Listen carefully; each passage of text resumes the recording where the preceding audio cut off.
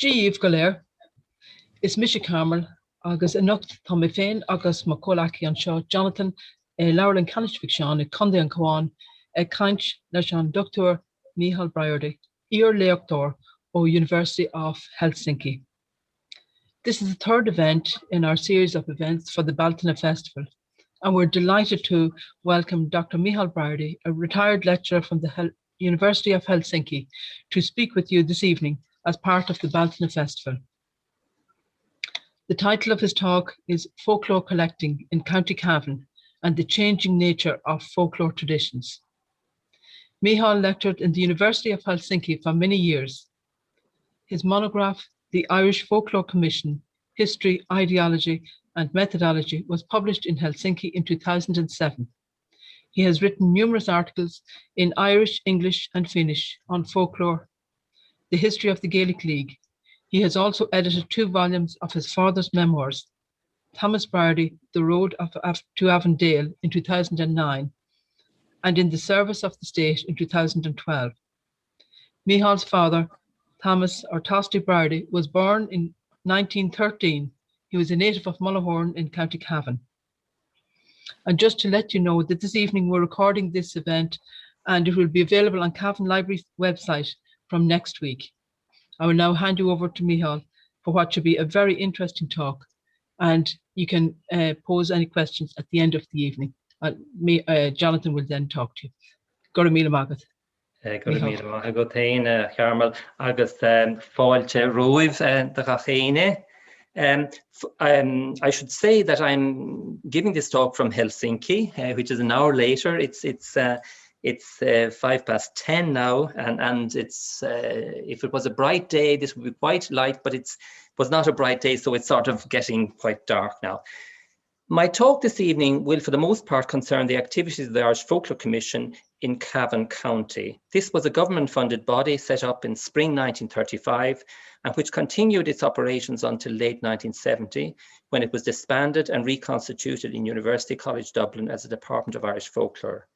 This latter body also collected folklore in County Cavan, and this activity will be covered in my talk as well. In addition, towards the end of my talk, I will also say something on the changing nature of folk tradition. But first, some comments on folklore and folklore collection. There are many definitions of what constitutes folklore. And over time, folklore has come to encompass more and more. Nevertheless, Seamus O. Delarga, or James Hamilton Delargy, the honorary director of the Commission, believed in giving folklore as wide a definition as possible. In an editorial he published in Bealhidus, the Journal of the Folklore of Ireland Society in 1928, where Delarga wrote, owing to the peculiar conditions which prevail in Ireland, we are strongly of the opinion that as wide an interpretation as possible should be given to the term folklore. In another editorial in the same journal some years later, he was more specific as to what he meant by folklore. By folklore, he says, is meant the lore of the people, the traditional oral teaching to which each generation has added its share, all that rich treasure of song and story, of saga and legend, of wisdom and nonsense, which we inherit from the remote past. The Folklore Commission was also to collect information on material culture and indeed farm and other implements used in various rural crafts. Its main focus was on rural Ireland, although the Commission was innovative in respect of collecting methods, internationally that is, it was not innovative when it came to collecting the oral traditions of towns and cities. I will speak more of this later. In the above quote, Delarga does not specify what he meant by peculiar conditions pertaining to Ireland, but from other writings of his, it is clear that he is referring to the rapid collapse of Irish as a spoken language during the 19th century and the absence of efforts to collect the folklore, particularly that enshrined in the Irish language. He was aware that in the change from Irish to English, a great deal of lore that might otherwise have been passed on to the coming generations was lost. It should be stressed, however, that much also survived the change to English, particularly historical lore. On the other hand, songs in Irish and the lore associated with them, unless collected, died with the language. The same can be said of the longer folk tales that rarely passed over into English. Although not always stated explicitly, Ó Delarga sought not just to record the vanishing lore enshrined in Irish, he also sought to leave posterity with an extensive a record as possible of late vernacular Irish before it disappeared. In a paper he gave in Paris in 1936, a year after the commission was set up, Ó Delarga wrote, "The richness of Irish folklore has in a dim way long been recognised. Even tourist brochures describe Ireland as the land of legend. Nevertheless, it is true that until the present, very little has been done to record and collect our oral traditions. During the last century, when the Romantic movement in Germany and Scandinavia resulted in the collection of and scientific study of popular literature and traditions, Irish folklore was left in the main unrecorded and neglected." He goes on to list a number of individuals from early to mid-19th century who collected Irish folklore, and then says, "It was not until the last decade of the century that the Romantic movement may be said to have stirred in Ireland. The Anglo-Irish literary movement headed by Standish O'Grady, Yeats and Synge, and the Gaelic League, the Gaelic language revival headed by Douglas Hyde, awakened a new interest in native culture. The language enthusiasts had their attention drawn to the rich store of traditions enshrined in the Irish language and set themselves to take down from the lips of native speakers of Irish songs, stories, proverbs, riddles, etc. Their interest in doing so was mainly linguistic, but as a result, a considerable amount of this traditional material made its way into periodicals and booklets connected with the language movement. Although the Gaelic League and its members collected a good deal of folklore in Irish, some of these collections held in private possession did not survive the turbulent years from 1916 to 23, as there was no central archive or depository for them at the time. Moreover, although Lady Gregory collected a sizable amount of folklore in English and W.B. Yeats wrote insightful essays on the nature of folklore, the Anglo-Irish literary revival did not result in any substantial body of folklore being collected in English. More folklore, particularly folk song, was collected in the 19th century than Ó Delarga was willing to acknowledge, but there was no systematic effort to gather extant folklore, in great contrast to countries in Northern Europe like Finland and nearer to home in contrast to Gaelic Scotland, which experienced extensive collection in the 19th century. In respect of folk song collection, it should be noted that perhaps one of the earliest in respect of folk song collection, it should be noted that perhaps one of the earliest songs to be recorded in Irish from oral tradition was collected by the Cavan woman Charlotte Brooke and published along with material derived from Irish language manuscripts in her Relics of Irish Poetry, published first in 1779. With the founding of the Folklore of Ireland Society in 1927, people throughout the country were exhorted to collect folklore in English and Irish, but lacking sufficient resources, there was a limit to what the society could achieve, largely due to the efforts of Seamus Ó Delarga. The government of the Irish Free State set up the Irish Folklore Institute in 1930, but its collection activities were hampered by insufficient funding and certain obligations in respect of publishing material in Irish. It was not until the setting up of the Irish Folklore Commission in April 1935 that the systematic collection of folklore began in earnest. The Irish Folklore Commission employed full-time as well as part-time collectors. It also had a large body of questionnaire correspondents who from time to time elicited information from local informants on particular aspects of oral tradition or traditional life. Due to the precarious state of the Irish language at the time, priority was given in the first 2 decades or so of the Commission's operations to collecting material in Irish. The Commission's full-time collectors worked in Irish-speaking districts, which were also richer in certain types of tradition than was the case in English-speaking areas. This was particularly the case in respect of long folk tales.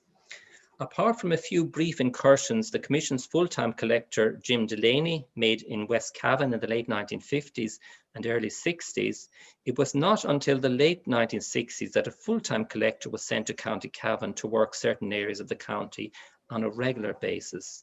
The collector was Micheal J. Murphy, who had been collecting folklore in the Commission since the late 1940s. Micheal J would continue to collect in West Cavan after the Commission's activities were transferred to University College Dublin and down until his retirement in 1983.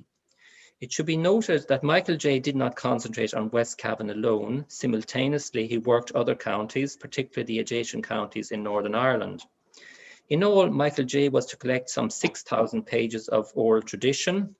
This figure does not include the extensive Irish journals, extensive field journals of these are collected in Cavan, nor many hours of untranscribed tape. This was but a fraction of the 31,000 pages of oral tradition he collected during his time as collector. Micheal J was an exceptional collector, but he had no knowledge of Irish. This was definitely a disadvantage when he began his collecting work in the Sperrin Mountains in County Tyrone in the late 1940s, in an area where the old men at least still conversed in Irish and had a lot of lore in Irish.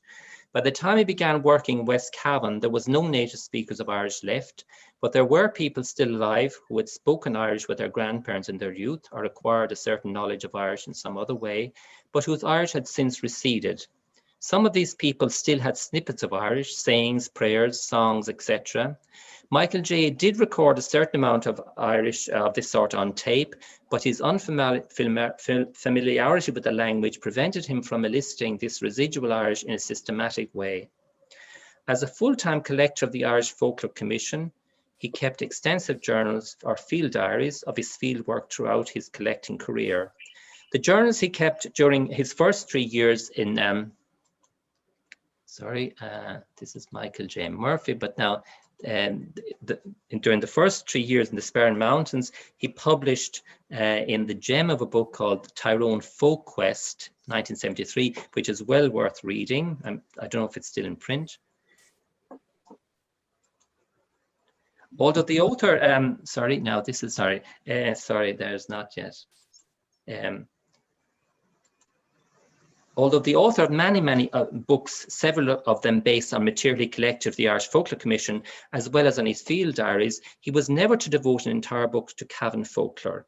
His extensive Cavan collections, and in particular his Cavan journals, await an editor. Although he started collecting in Cavan when the heyday of storytelling was long gone, he managed to record much of the lore that would at one time have been narrated around hearths in the long winter nights in particular, or during rest from communal work, the Micheal, farm work or turf cutting. He also collected a great deal of data on traditional life, among other matters on céilíoing or house visiting, which was once one of the mainstays of storytelling. Jim Delaney. In all, Jim Delaney collected some 220 pages of folklore in County Cavan, not a huge amount, most of it in the barony of Tullyhaw in the late 50s and early 60s. Given that Jim Delaney collected some 20,000 pages in all, his forays into Cavan constitute only a tiny fraction of his collecting work. It is to be regretted that Jim did not collect more in Cavan, for he was an accomplished collector. Jim was a scholarly man and published a good deal about aspects of his collecting and the tradition he collected. He was also very interested in material culture and acquired many artifacts relating to aspects of folk life for the National Museum of Ireland. Unlike Micheal J. Murphy, he also knew Irish. If he had been sent to work more extensively in West Cavan from the early 50s onwards, he would have been able to document much of the vestiges of Irish in that part of the county. Extensive are the Cavan collections of Micheal J. Murphy. They pale in respect of the quantity at least, when set against those of part-time collector P.J. Gaynor. In all, P.J. Gaynor collected some 17,000 pages of folklore from Cavan and adjoining areas of counties Meath, Monaghan and Louth, the vast bulk of it from County Cavan. The Gaynors were blacksmiths, but instead of plying the trade of his forebears, P.J. from his early teens sought to make a career in journalism. Though born in County Cavan, he spent much of his early years in North Meath, and after marriage returned to his native county and took up residence in Ballyborough, where he was to reside for the rest of his life. He made his living from freelance journalism, supplying material to some 13 different newspapers. He was also an accomplished traditional musician and could play both the fiddle and accordion. Later was to write down the words of many folk songs for the commission. P.J. Gaynor's first contribution to the Irish Folklore Commission appears to have been a reply in autumn 1940 to a questionnaire the Commission sent out on traditional dress. Old-time dress was the actual title in former times, and his replies dealt with the Bailey Borough area. Unlike some Cavan questionnaire correspondence, or most Cavan questionnaire correspondence, he was not to confine his collecting to answering occasional questionnaires for the Commission. Within a year or so, he became a part-time collector for the Commission, commencing in autumn 1941. And because of the high quality of his work, he was one of the few part-time collectors kept on during the war years when resources were limited. As a freelance journalist, he would appear to have had a good deal of spare time on his hands. He also had lots of contacts, which most likely stood him in good stead when he began collecting folklore. He was also skilled at taking shorthand notes, which greatly facilitated his collecting work, as he was not supplied with an Ediphone recording machine or any other recording device.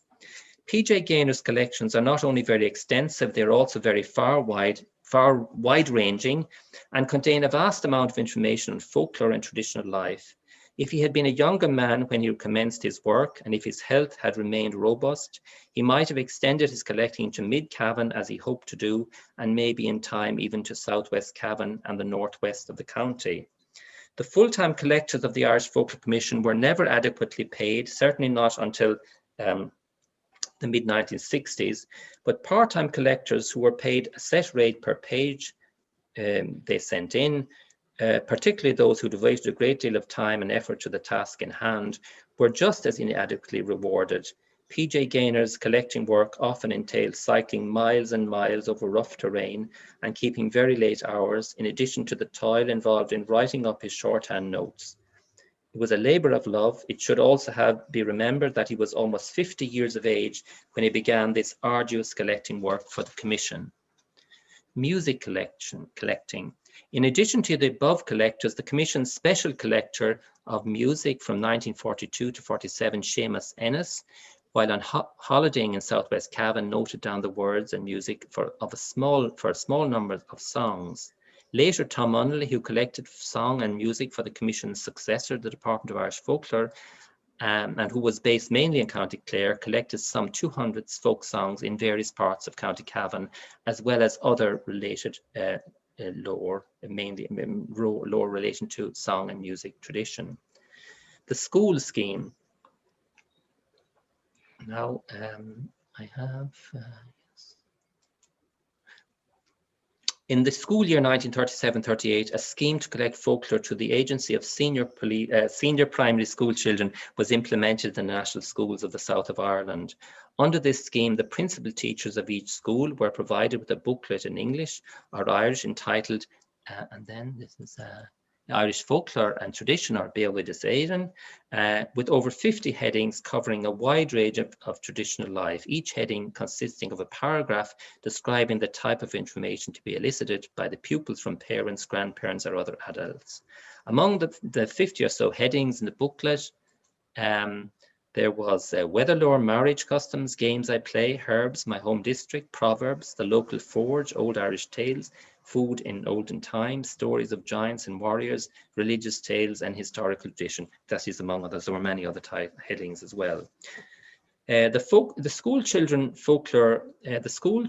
folklore work was in lieu of English composition in English-speaking areas and Irish composition in Gaelic areas.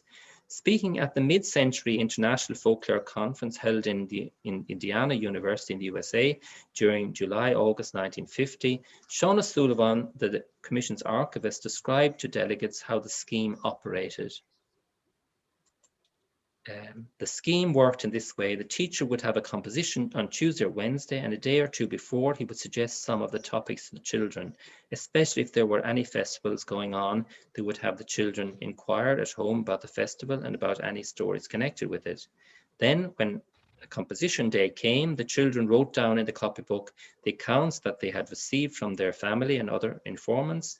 Then the teacher got the best children in the school, that is the best at handwriting and spelling, to transfer this material into the standard notebook which the department issued, that's the Department of Education, to each school.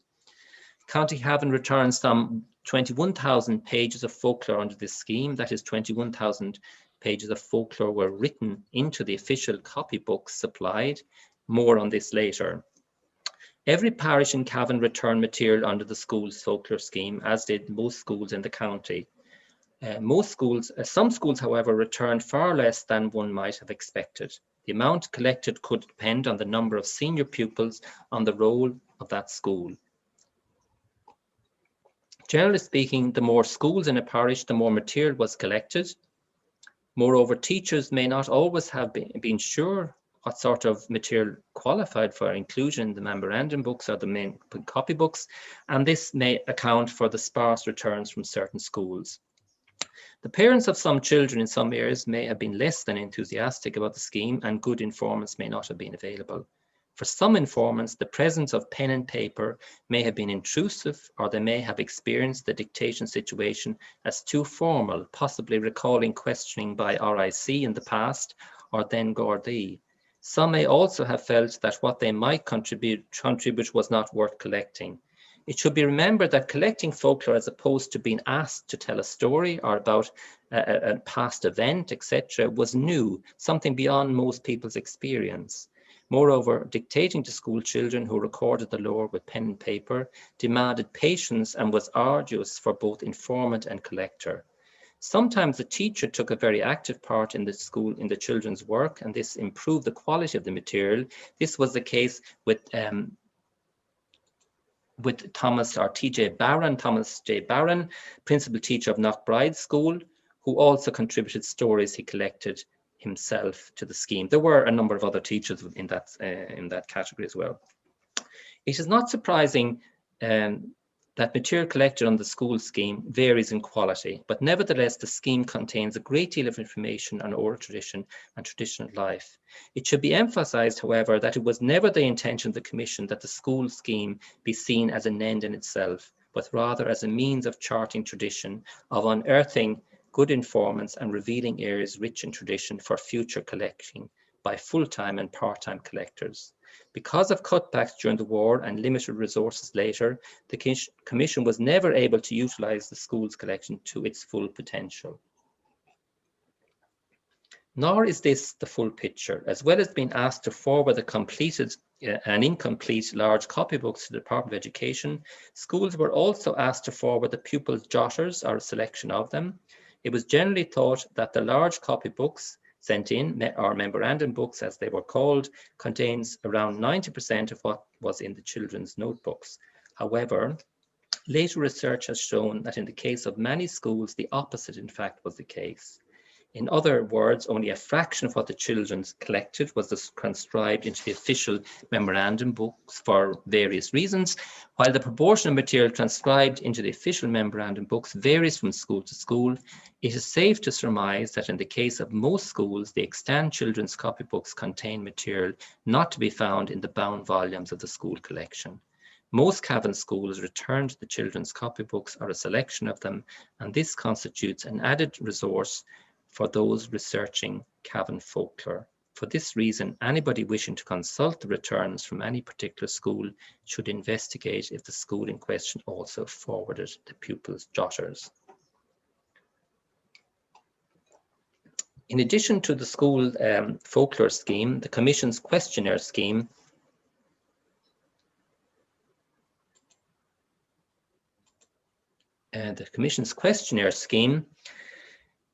reached into most, if not all, parishes in the county. It was not until 1939 that the Commission's Questionnaire scheme got off the ground. As a result of the school scheme, the Commission was able to recruit many teachers to act as questionnaire correspondents. As mentioned above, as the Second World War intensified, the Commission, due to lack of resources, was forced to reduce the number of part-time collectors to a handful, as well as let some of its full-time collectors go.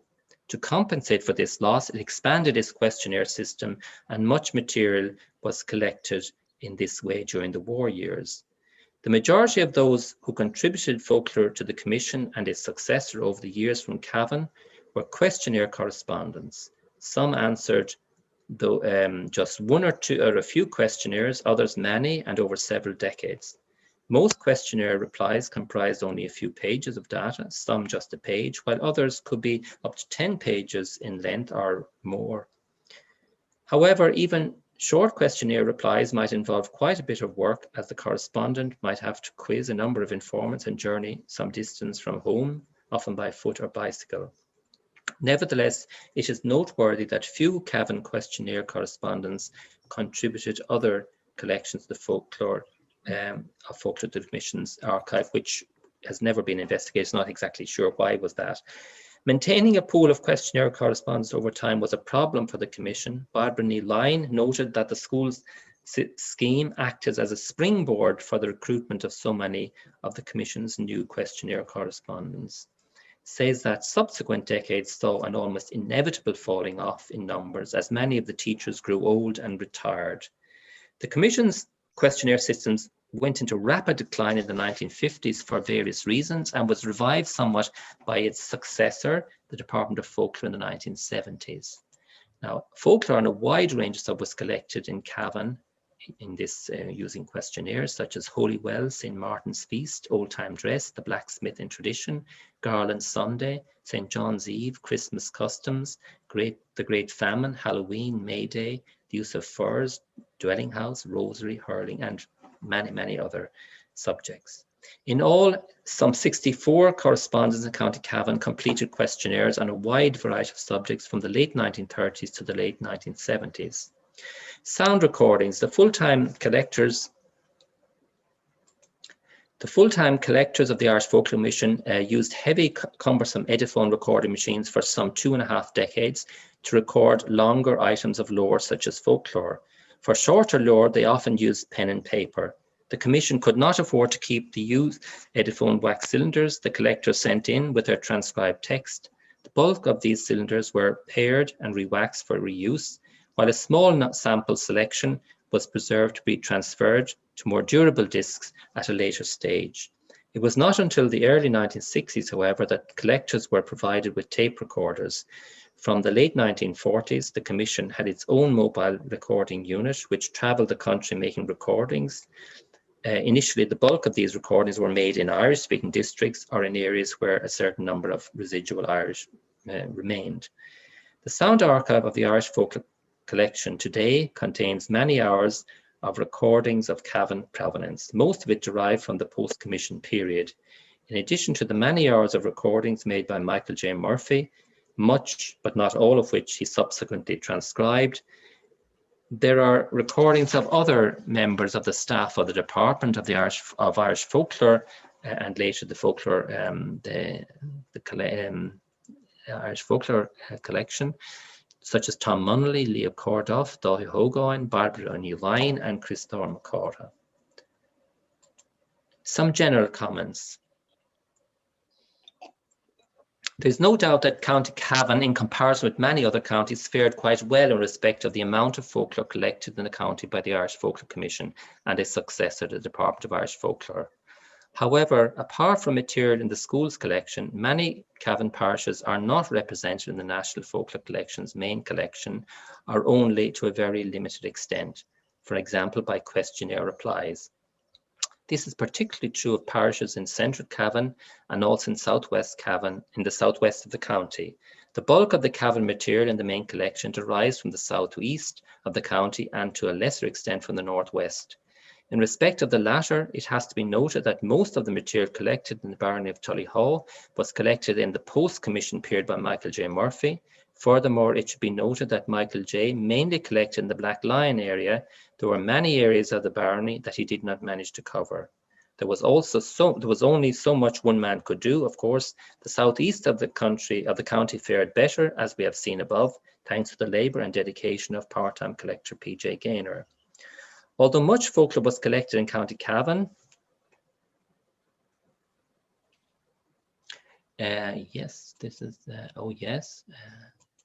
although much folklore was collected in County Cavan, one could argue that relatively very little was collected if one considers the riches that were there for the taking if the resources had been available.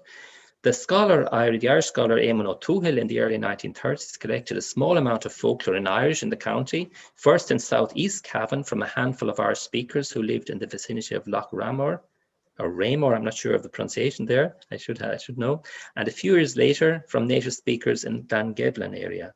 O'Toole spent just one day in the Loch Ramor area and some 3 weeks in Glangevlin, but not consecutive weeks, 1 week at a time. Although linguist O'Toole was in search of stories and songs, but not all folklore comprises such. There are also proverbs, riddles, and traditional lore and various customs, etc. It is certain that he did not meet all the competent native speakers of Irish in the Glangevlin area, and also that if he had spent some more time in the area, that he would have unearthed much folklore, more folklore in Irish. By the 1930s, Irish was in rapid decline in Glangevlin and had probably ceased to be spoken regularly by those who knew it. One might ask why nobody collected folklore in Irish in the early years of the Gaelic League at the turn of the 20th century, when there was an abundance of lore to be had in Irish in Glangevlin and adjacent parishes, and indeed in other parts of Cavan. The same could be said about folklore in English, why so little was collected until the setting up of the Irish Folklore Commission.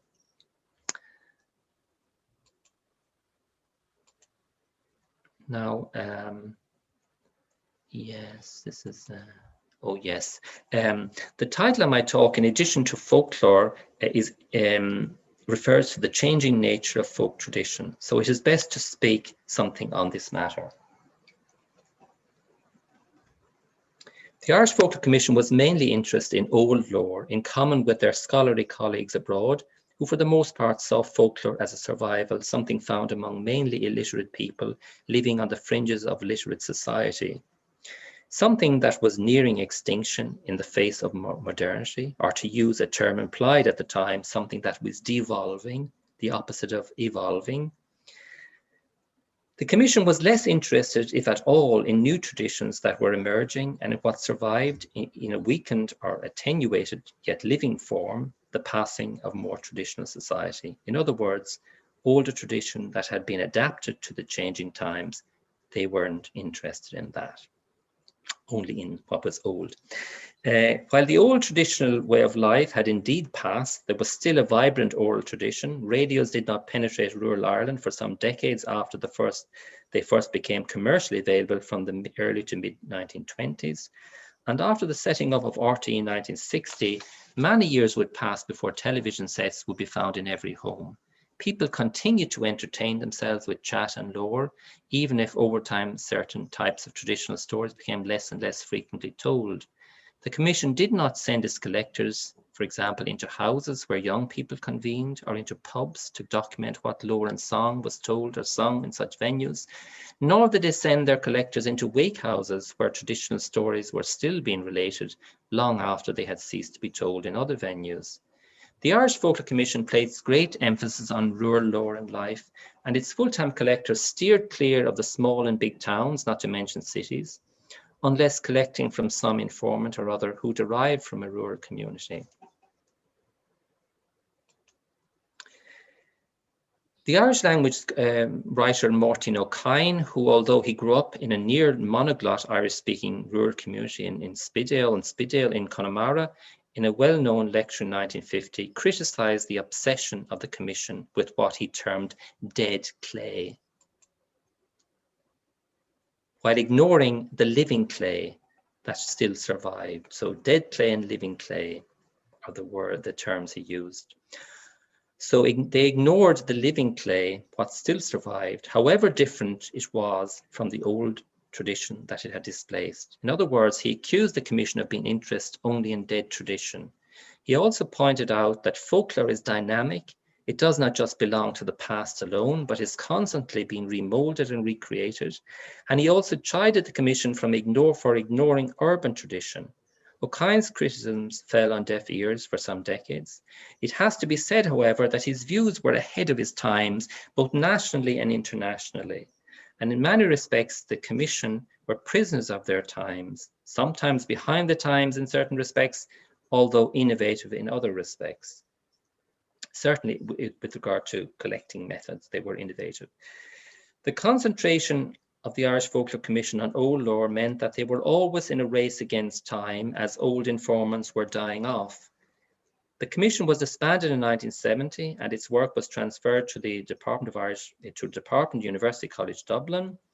The world of the early 1970s is eons away today. Another world, the 1960s and 50s even more so, but nevertheless worlds or decades within living memory.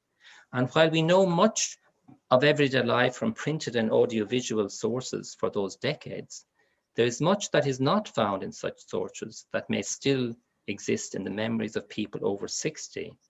Such memories of how ordinary people lived ordinary lives are worth recording, how they chatted, how they entertained themselves when not watching television or listening to radio or reading. In other words, to what extent traditional lore and folklore in all its manifestations still infuse their lives.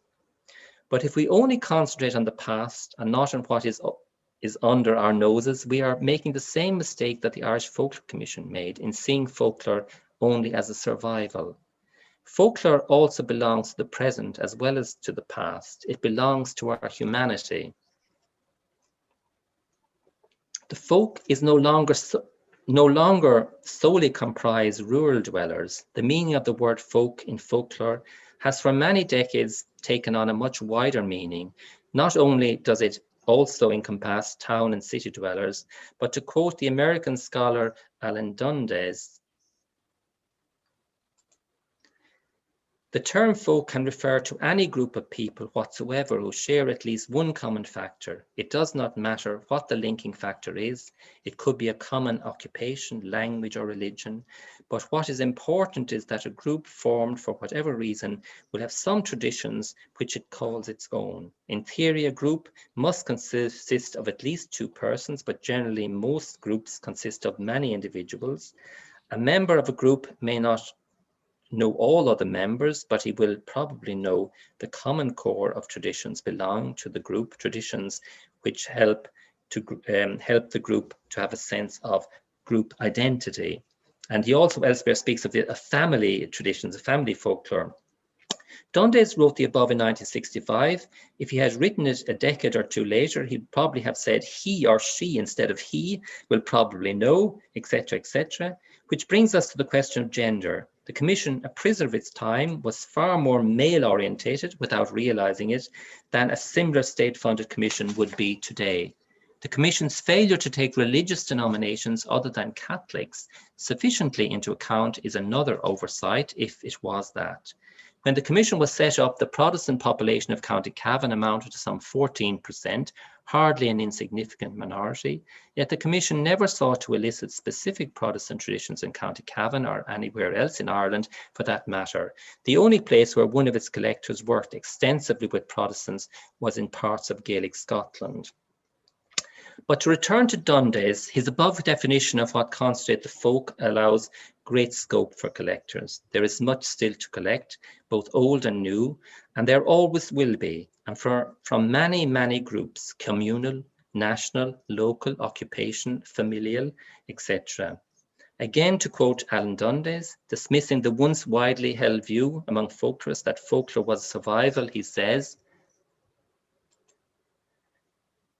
folklore is a folklore in general is not dying out, only that some genres or some examples of some genres are decreasing in popularity or usage. He adds, folklore is universal and in all likelihood there will always be folklore as long as humans interact and in the course of so doing employ traditional forms of communication.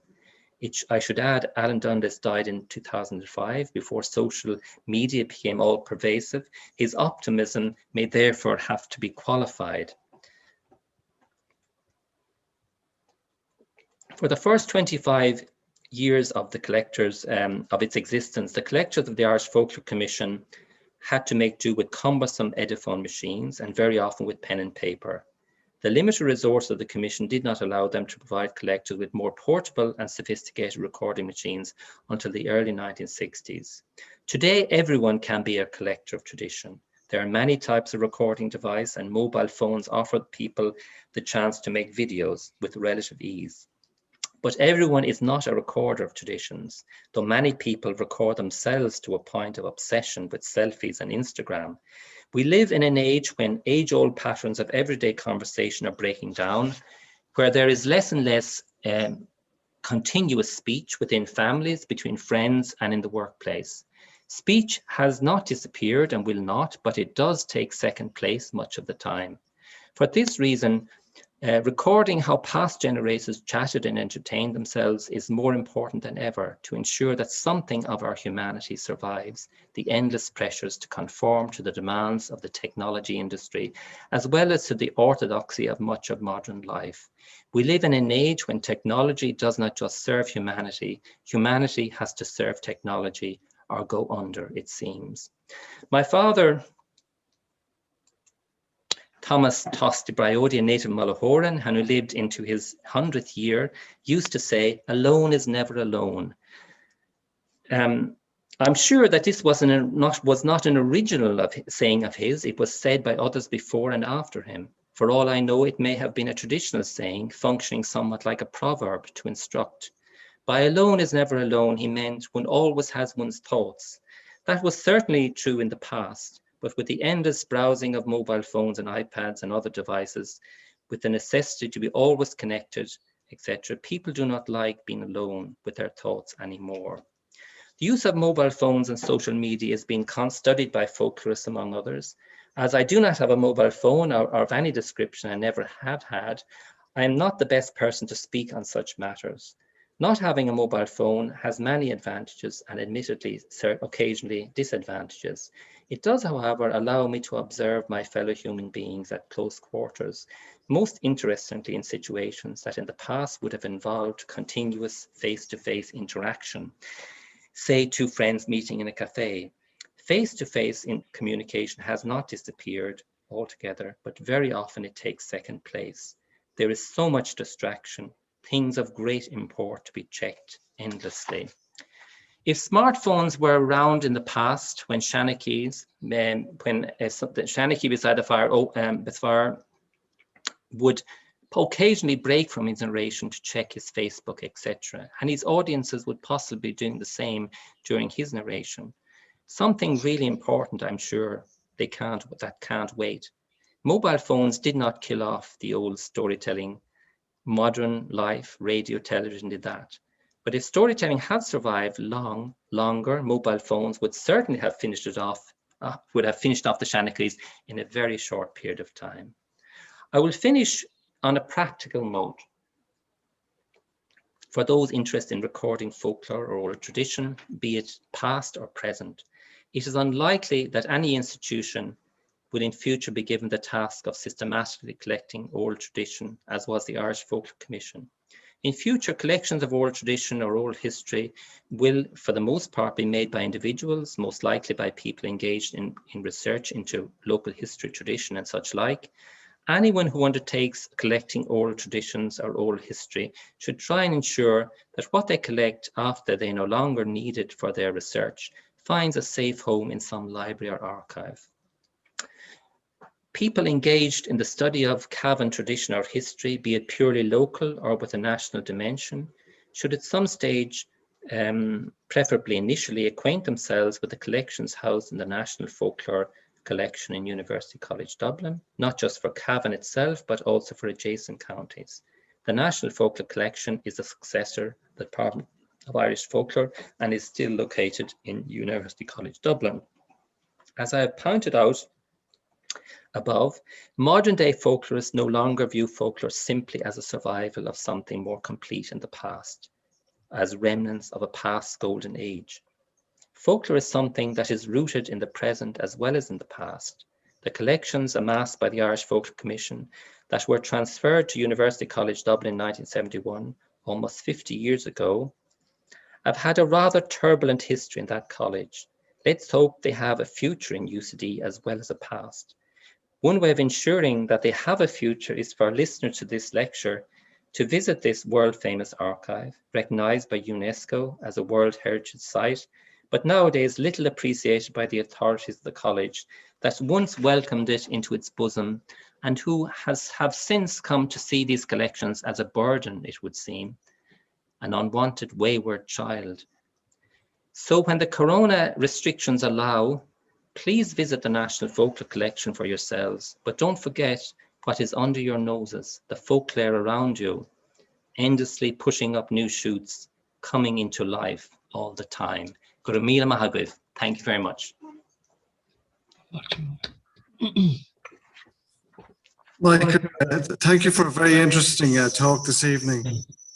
I feel that we've learned a great deal, and I'm sure that our audience might have some questions to ask.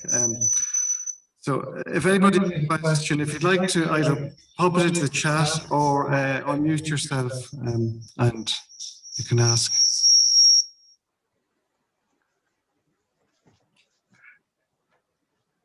Is anybody?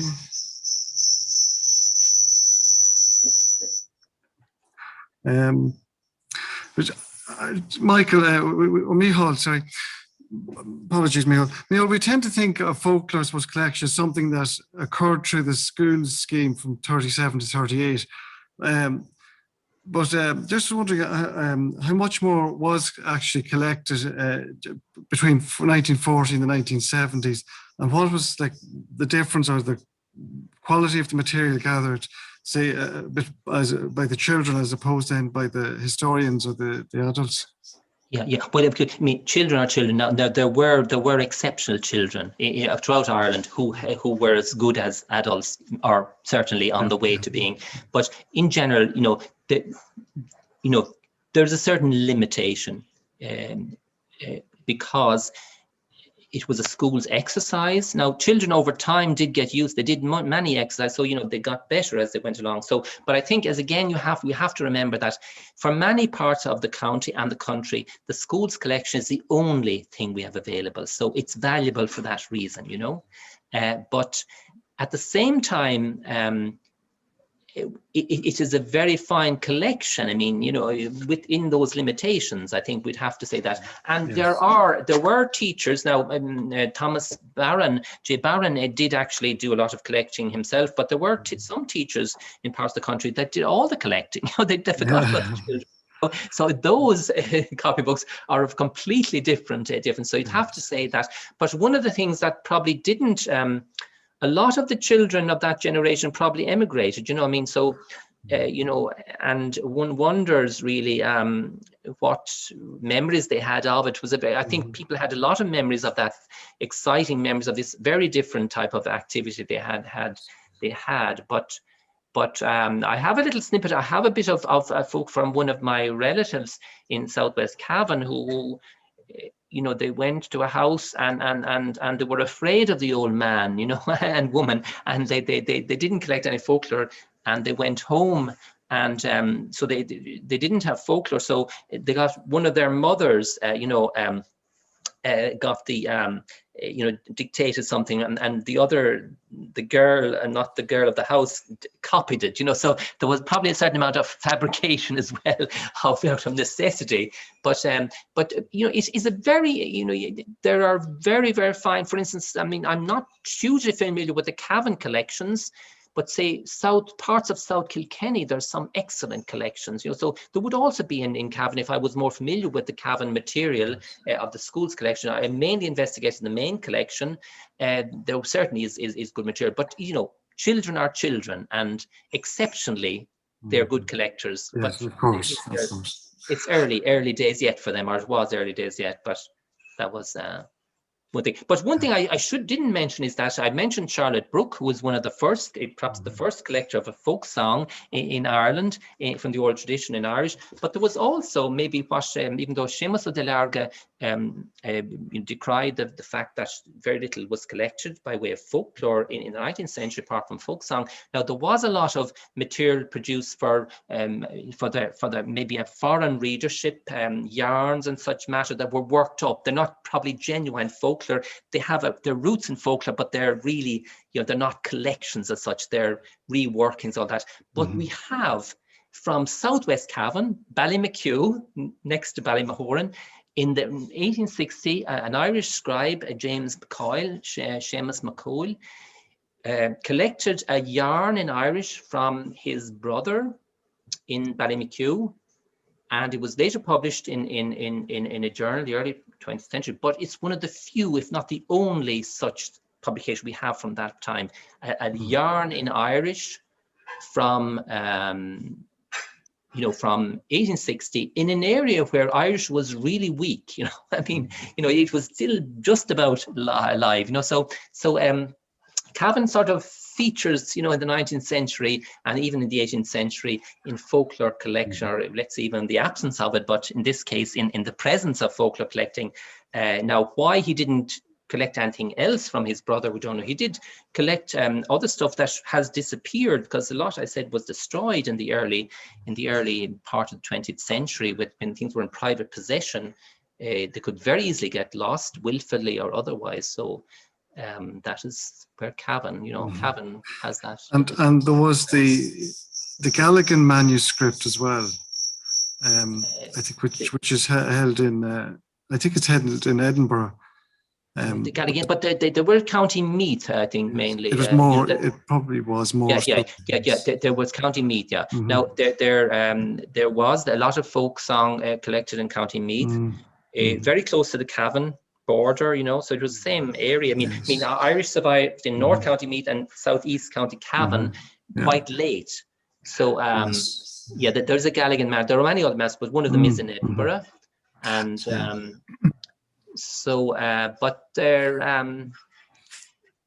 it's surprising now. There were I mentioned the Gaelic League. There were Gaelic League collectors who worked in South Armagh and in Louth and in other areas. Now, there was one very minor amount collected in I think a song or two in Cavan in the early 20th century in Northwest Cavan, but. And Seamus Ennis came across in Southwest Cavan in his holiday there in 1994. He came across a woman who had collected in English a collection of ballads. So there are these there are these exceptions. And in 1930s, before the commission was set up, when the Irish Folklore Institute was there was a student teacher from St. Patrick's College, Drumcondra, who collected a small amount of Irish, but he collected a very long folktale in English, which obviously was heard in Irish. The person who told it didn't have knowledge of Irish any longer if they had, and that's exceptional. So we have from the early 1930s a very, almost like a folktale in Irish, that length, very long folktale that didn't usually pass over into English. So if there had been collecting earlier on in the 20th century, we'd have got a lot more of that in both Irish and English. But as I said, folklore isn't just about the past. The unfortunate thing with the transition from Irish to English, of course, is that what would naturally pass on didn't pass on in many cases. So you get this sort of divide. Some things pass on, a lot doesn't. So that was sort of the tragedy that Seamus O'Delarga saw, and that's what inspired him in many ways. If he hadn't been inspired by that great neglect of Irish language tradition in the 19th century, we probably wouldn't have any collection. It was that inspired him, and if there had been more resources, a lot more would have been collected in both Irish and English everywhere. But that was the way. It was a phenomenal achievement on a shoestring budget. And that was the way. So. But any other questions? I just noticed there that Michael McShane just mentions. He says in the chat there, Micheal, thank you very much for the presentation. Are the original copybooks for Cavan available online, or is it necessary to visit UCD? Yes. No, that was something I was meaning to check, but at the moment, due to current restrictions, there is only one person in the Irish Folklore Archive, and obviously he has a huge amount of questions on that. Now, I knew that when I sent him a question, it takes a few weeks for him to get back to me, so there was no point. But I don't think they are digitalized for financial reasons, but also maybe because the priority was to digitalize the main school's collection, the books, the main copybooks or memorandum books, and then to go on to the main collection.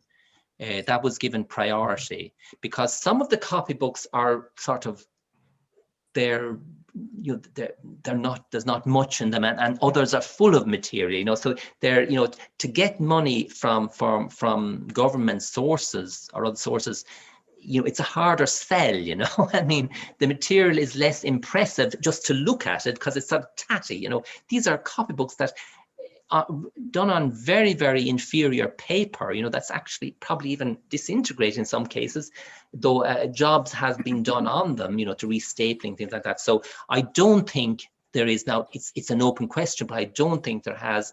It'll be down the line, I'd say, when it happens.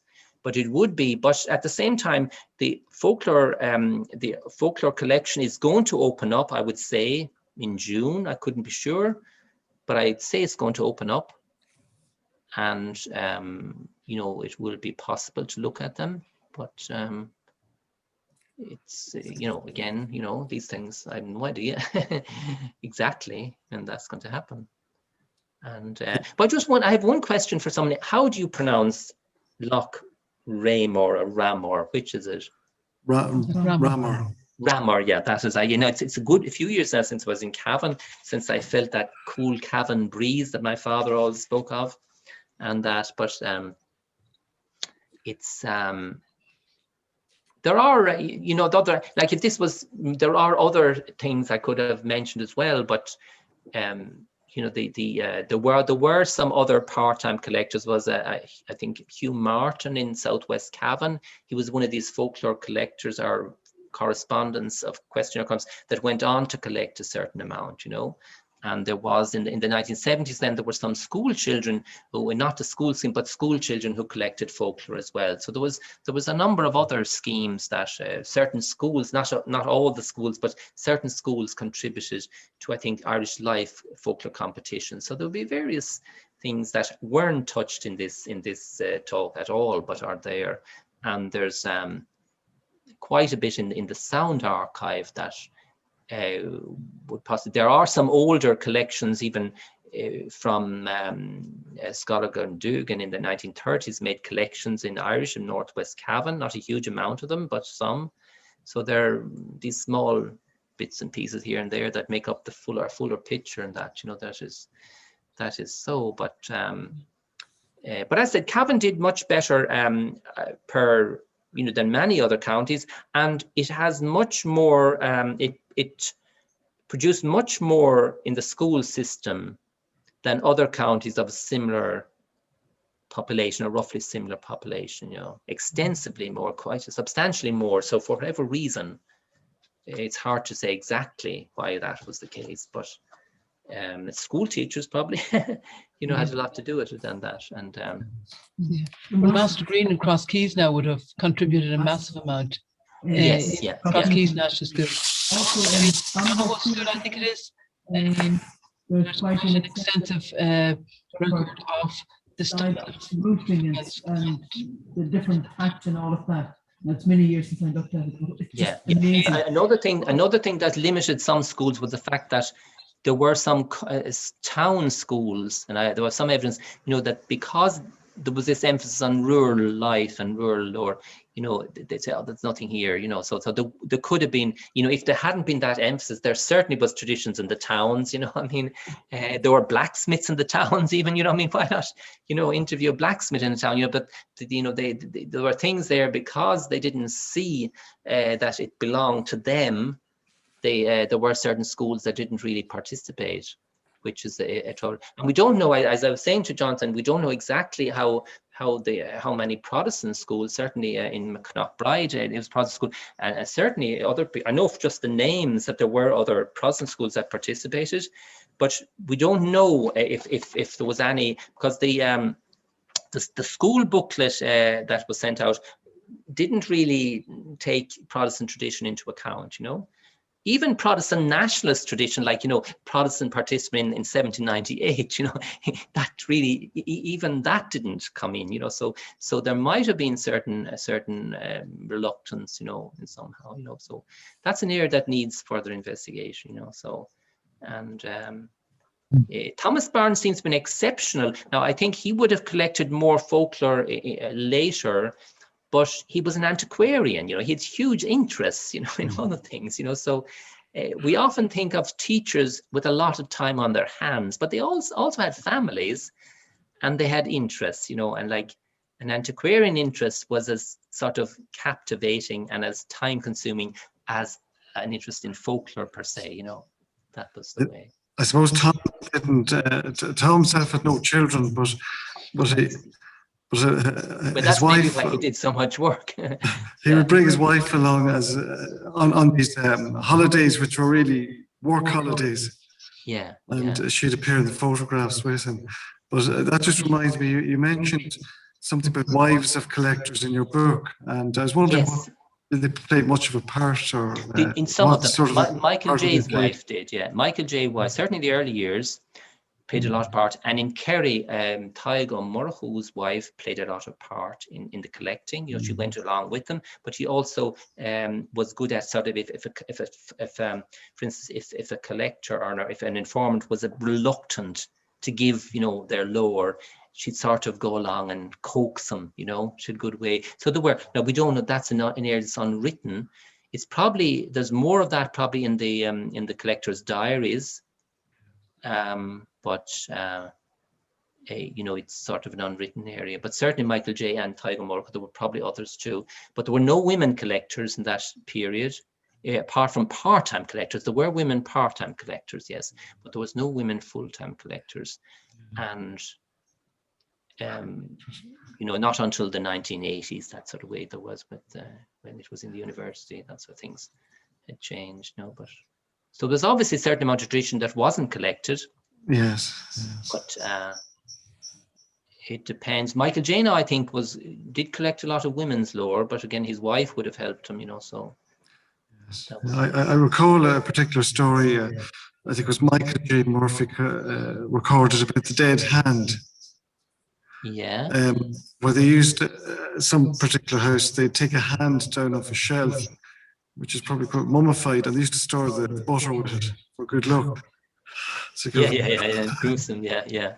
Halloween story. Yeah. But, now Micheal J, you know, because he collected, well, he started off collecting with pen and paper, but his, you know, the tapes of what he collected then and transcribed later are extant.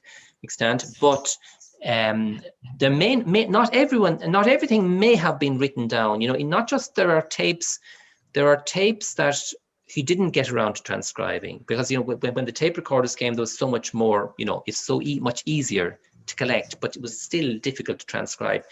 But there were certain things maybe he didn't always transcribe. I've heard that he didn't necessarily transcribe everything for various reasons, and I don't think he was censoring. Micheal J was a man, he said he was excommunicated twice. I don't know if that's true, but when one of the bishops threatened to excommunicate him, he said, you can't excommunicate me because I've been excommunicated twice, and seemingly with some rule you can't excommunicate someone 3 times now. None of that may be true, you know. But anyway, Micheal J was a character, and I don't think he'd be censoring anything, but he might have not transcribe certain things if he thought they were a little bit scrappy, you know, because now one thing that's different from Micheal J's tapes as well, if someone looks at Jim Delaney's manuscript on Cavan, you'll see that things are continuous. Now you may occasionally get Jim Delaney giving a question, but Micheal J was much more honest. He gives all his intrusions and, you know, his interruptions. It's all there, you know, so it takes a little bit of getting used to when reading. I think he was more honest than most collectors. Most collectors didn't put in their interruptions or, you know, their exhortations about the, you know, but he put in everything. so it's a little bit more difficult to read because you have to skip, you know, certain things because it's Micheal J, you know, it's not necessary. But other collectors, Jim Delaney, to a certain extent, I think he cut that out a good bit, you know, not all of it, but he cut it out. So collectors varied a bit there. But now TJ Barron, because he was working with, he could use, you know, what's it called, shorthand. So he could write down very rapidly material, but then he had to do the work, you know, again, writing it out. So that was very, very time consuming for him. And He's the real hero of the Cavan, because I didn't put it in all of it. But, you know, he left a lot of letters to the commission, you know, and some of them are very sad because, you know, his health is declining, his wife's health is declining. And, you know, he's not well off, you know, he sacrificed himself for the folklore, you know, and yeah, I think really he deserves a book, you know. PJ Gaynor deserves a book, certainly. PJ Gaynor, yes. A remarkable man. Yes. And I was going to say, I just want to hear some more comments. Adrian mentions, he says, interesting to hear you refer to Cayleying. I remember my uncle visiting his neighbour in the 1970s and saying he was off to Cayley. Yeah. And Philip Robbins, I think it is. Yeah. They do farley collect folklore in her native Cavan. I don't know. Well, I can't say, because I do know that her papers were destroyed on her orders after her death, you know. So all of them were destroyed, taken out and burnt by her brother. Now, she did collect a small amount of folklore in Ireland and maybe in Donegal, but I can't say. But she did contribute to, I forget the name of the journal. It was in sort of an English language journal in the early 20th century. I could check that. Now, she may have contributed something in that, but but the mention of Cayleying, Henry Glassy, the American folklorist and ethnologist, did a study in the early 70s to mid 70s of just across the border in County Fermanagh, Ballymonone. He published a book called Passing the Time, Ballymonone. Now he describes Cayleying, you know, still being vibrant amongst the older people, you know, there. So it was there into the 70s, certainly even the late 70s in places. But now I should have mentioned that, because what you get from his book is a very large book, but it's very worth reading. Passing the Time in Ballymonone, or simply there's two different editions. Passing the Time is one. I think the American edition is a slightly different title, Passing the Time in Ballymonone or Passing the Time, and you get an extensive sort of comment on the context of storytelling as well as the stories themselves, but the context. And that, you know, Micheal J, if Micheal J had worked up his diaries, you know, we'd have had a very good book as well. But, you know, these diaries are there, and for someone to sort of write up as well as his collections, you know, so there are books to come out of Cavan, you know, in that sense. But as I said, there's also the more modern stuff. One thing I didn't mention, but I had it cut out, but, you know, even what's happening in the United States at the moment, all this conspiracy theories and the Capitol riot and all the what led up to it and what has anteceded it, you know, folklore is alive. You know, people believe in things that never happened, like in the past. There's always a reason, even with folk tradition, like oral tradition. Historical tradition is never as accurate as maybe recorded tradition, like written tradition, although that can also fabricate things. But often there's a reason, you know, if people may remember things that weren't exactly what happened, but they express something, you know, in there. For instance, I was reading recently, a friend of mine wrote a book on our folklore of landlords.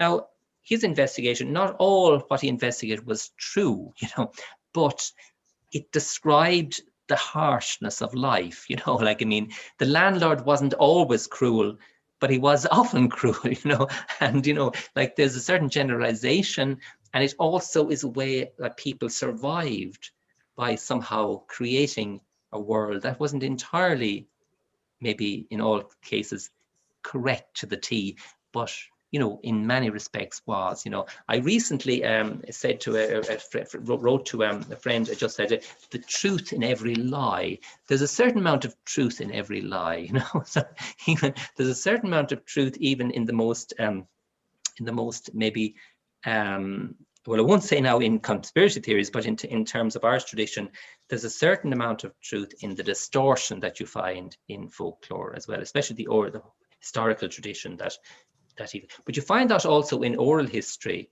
like when oral history is different than historical lore, and that it's what's remembered by someone who lived through a certain period.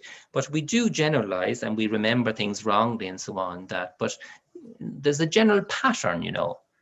I'm sure there are things in my father's memoirs that aren't exactly what happened, but somehow they express something in himself, you know. That is, I can give you a very good example of that. My father, he was the third eldest. The fourth, fifth, and sixth child died. Then there was other children came after that. Now, one of them died in the 1918 flu. One died in infancy, and a girl died at age 6 from pneumonia. Now, at one stage, my father wrote, 3 of my siblings died in the 1918 flu. And I said, that is not true. You know that's not true. And of course he knew it wasn't true, but he was expressing the emotion because it devastated the family and his mother.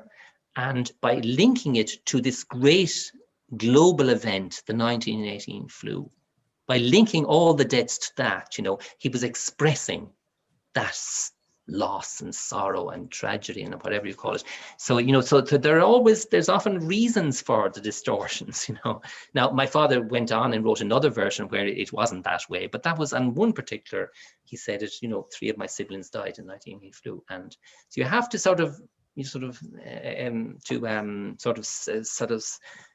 filter certain things, you know, in that way. The truth in every lie, as I say, you know, it's there, you know. And I think that's we've no more comments now at the moment. Are you happy to finish up now? Oh yes, I am. Happy to finish up now. I mean, it's not yet my bedtime, but no. And, no. I mean, it's but this has been very nice, and I'm glad there was questions, you know, because, you know, it's nice that and I can see some other faces. Yeah, I don't know exactly who these faces are, but and I always see names as well. Yes, but you know, often you don't see in these Zoom things, you don't see, as I said, sort of a black cave often. But anyway, I hope this was of some use to you, and you know, maybe there's certain, I mean, you know, I used a lot of things. There's lots of new. I used a certain amount of stuff I had in the article in Cavan History and Society, but then I added to it in that, and you know, it's there's always things to add. You know, there's sort of always questions why more wasn't collected, or you know, that. One of the things that maybe was, Seamus de Larga was a very domineering person. He took a lot of space, and there maybe were other academics in Ireland that would have liked to have encouraged collecting in their areas, or other people, but, you know, they didn't get a chance maybe, or were afraid, you know. It's interesting that, for instance, there were professors of English. I know in Cork, as a professor of English, was very interested in oral tradition, but he didn't initiate any collecting of folklore. You know, it was all left to the Folklore Commission. And of course, de Larga used to complain about that everything was left to him, which was true, but it was also difficult for him to share responsibility with others. If, say, someone in Cork University had begun organizing something, or in Galway University, he wouldn't have liked it, you know. He'd have preferred them to sort of, typical, you know, come to him and sort of, you know, be something to delegate to them. So there was, but it is true that there was, you wondered why more folklore wasn't collected prior to the Irish Folklore Commission being set up. There was an effort to get something off the ground in 1912, but then both collecting in English and Irish, but then the political foment in the country sort of put everything on the back burner, and that just didn't happen. And then the war, the sort of turbulent years from 1916 to 23, collecting folklore could be dangerous in those cases. But there were a few exceptions. There was a priest in I forget his name now. He was a priest in Maynooth from somewhere in Derry, South Derry, who collected a large amount of folklore from an old woman in Irish. She had remembered the famine. And also a certain amount in English from other people, but, you know, he was exceptional. He was a priest. On home on his holidays, he collected. Now, there was a Church of Ireland minister, Cosset Quinn, who collected lots of, in Irish, from lots of areas with peripheral Irish, like South Armagh and East County Donegal and Louth, but he didn't collect in Cavan. You know, so it's you know, even though he had associations with Cavan, as a minister, you know, and things like that. So there's lots of little extras to be added, and there's lots of questions. Had he, sorry, Micheal, did he have connections with Trinity or something? He did, yeah. He had teach there? Trinity, but he also he had taught in one of the Dublin Protestant schools as well. But I think, I don't know, was he bishop in the end of Dublin, or Meath, maybe in Meath or something? He was bishop, but he's dead now a few years. But he was a very fine scholar, and most of his collections haven't been yet published. They're there, but you know. So, but Cavan doesn't seem to have been. Cavan doesn't seem to have been the one of the folk, which is just pure coincidence, because he'd nothing against Cavan people, I'm sure. But there is. But again, you'd ask why there wasn't more collected in English as well, you know, and that. But there may have been other song books, like these ballad books, that just were in private possession, and they were never really sent into any library or disintegrated, because people, I think, were always writing down songs and things like that for their own use. They didn't all have such good memories, you know. There were great local songs written, like I suppose about different characters and neighbourhoods, but a lot of those seem to have been lost. Yes, yeah, they were. You see, they weren't really considered, so maybe by the people. It was thought they'd be known, you know, but you know, it just takes one break in the link, you know, in the chain, for them to be forgotten, you know, unless they're written down. So, so this is the thing that just, I mean, it's just. But not everything can survive. I mean, that's, as I said, you know, folklore is, and there's a lot of folklore. There's a lot. I mentioned family. Within families, there's a lot of folklore. There's a lot of institutional folklore. My wife was just recently saying that there's priests have folklore, you know, amongst themselves, you know, they share things that they don't share with anyone else, you know, and this sort of way. And there's, and this is occupational folklore. It's with other, that's just one example. You know, there's probably a lot of, in any school, there's probably a lot of folklore, you know, there, you know, and maybe in libraries, you know, as for all, you know. So, you know, there is this this sort of generational, cross-generation, people remember so-and-so who worked here, you know, yes, and this, and lots of what is, maybe it's only partly true, you know, what people remember of it, but the truth in every lie, you know, is there. And so, and people also in situations that are very, very maybe in prison or are very, very sort of difficult and all that. Folklore is often a way of surviving, you know, and that, of course. In the past, there was a lot of children's folklore. Now, whether it is now with the mobile phones, I mean, but even with mobile phones, there may well be some sort of folklore, because there may be sort of a hybrid, you know, partly what's seen and then partly what's told and things like that. We don't know. I would prefer if that wasn't the case, because I'm just worried about the prevalence of mobile phones and their effect. Not so much the mobile phones. There's nothing wrong with mobile phones. It's just the usage is somehow, I mean, has got completely out of control, and so but that is the way. Non-stop. That's why. What's that? I said it's non-stop. Non-stop, yeah, non-stop, yeah. Non-stop is true, yeah. Try talking to your teenage kid and see how far you get. Yes, like that's the thing. That is the thing, yeah. But I have seen, I have seen, you know, young people without mobile phone. You know, in a bus once a year ago, saw 3 young women, teenage girls, and I knew there was something funny about them. And it was only in the evening they got on the same bus and they were there again, sitting, you know, opposite each other. They didn't use mobile phones, you know. And this is what I noticed was unusual about them. And then they were talking about art. When I listened, they had spent the whole day in an art gallery, you know. So they were obviously in the morning, which I didn't hear the conversation. They were talking about what they were going to see, and then they were talking about. So there are, of course, exceptions. So, there's hope. There's hope in these things, yeah. That's the way, but. And so on.